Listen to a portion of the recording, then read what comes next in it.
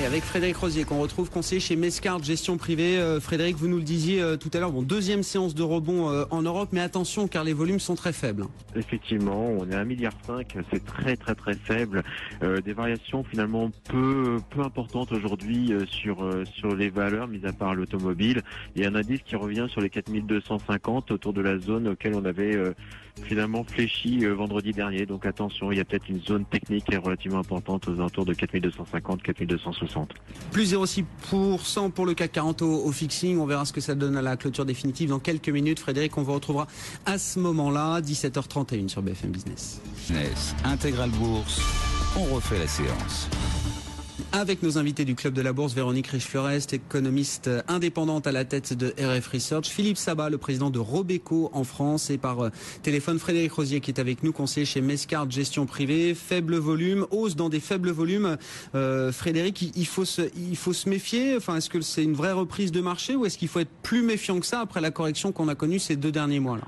On s'est arrêté au même endroit finalement du point haut de vendredi. Vous savez, au moment où on a sérieusement décroché. Donc on a repayé, mais sur des volumes assez faibles. Finalement, 2 journées de bourse, c'est à peu près les mêmes volumes que sur la journée de vendredi.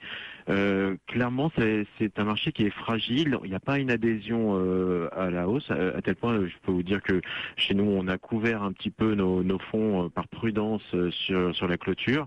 Donc il y a vraiment des fragilités aujourd'hui sur la remontée. On voit bien, quelques secteurs sont en souffrance, les secteurs défensifs, donc ça sent pas forcément, je vous dis, une forte adhésion à un mouvement haussier. Le marché dans l'attente, notamment de Jackson Hole, où il va strictement rien se passer. On peut prévoir finalement un non-événement pour la fin de semaine.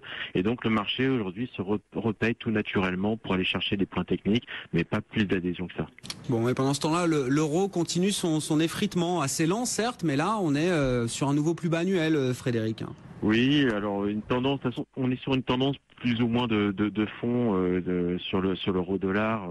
On voit bien, on est en train de s'effriter parce qu'on anticipe aussi à la fois la remontée des taux aux États-Unis et les mesures de Mario Draghi à la rentrée. Donc on est sur un mouvement tout à fait naturel qui devrait d'ailleurs bénéficier aux entreprises exportatrices au 3e trimestre, notamment par un effet de base extrêmement favorable. Donc là, on est sur un mouvement effectivement qui présage de ce qui va se passer au niveau des banques centrales à la rentrée.